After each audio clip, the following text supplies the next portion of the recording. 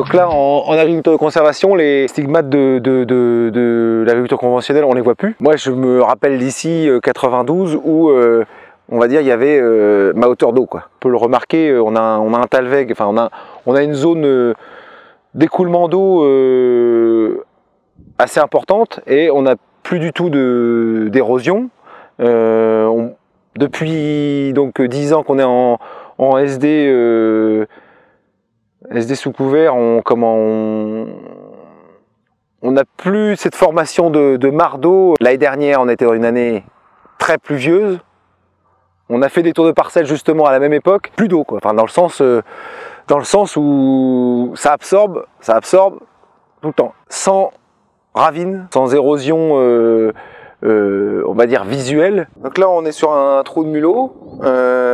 Donc c'est des ravageurs qui sont très importants sur l'agriculture de conservation en semis direct. Voilà, alors donc le mulot creuse un trou, il fait un trou pour se reproduire et se cacher des rapaces. Il mange les pousses de blé, il mange les pousses de blé, les pousses de lin, les pousses de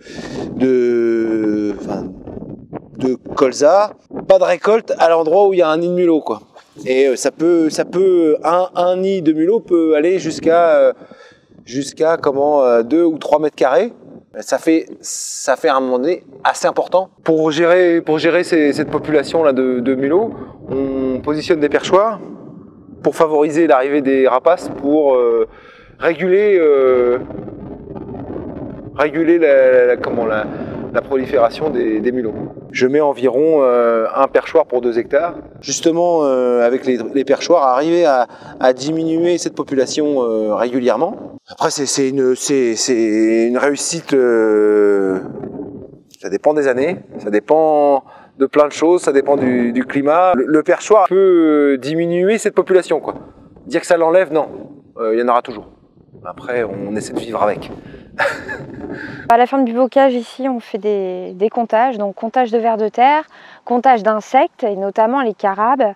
Donc ça, c'est quelque chose qui doit être fait d'une année sur l'autre. Prochainement, on va également mettre en place un protocole avec l'aide d'étudiants ingénieurs en agriculture pour faire du comptage d'oiseaux.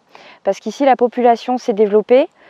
Sauf qu'aujourd'hui, on n'est pas capable de dire à quel niveau et quel type d'espèces on peut avoir. On recense à peu près une trentaine d'oiseaux, dont des rapaces. Pour nous, c'est extrêmement important puisqu'ils jouent un rôle important dans la prédation des mulots. Pour nous, c'est important de réaliser ces comptages pour avoir un retour sur nos pratiques, s'assurer qu'on est bien en phase avec notre stratégie de reproduire finalement le système de la nature.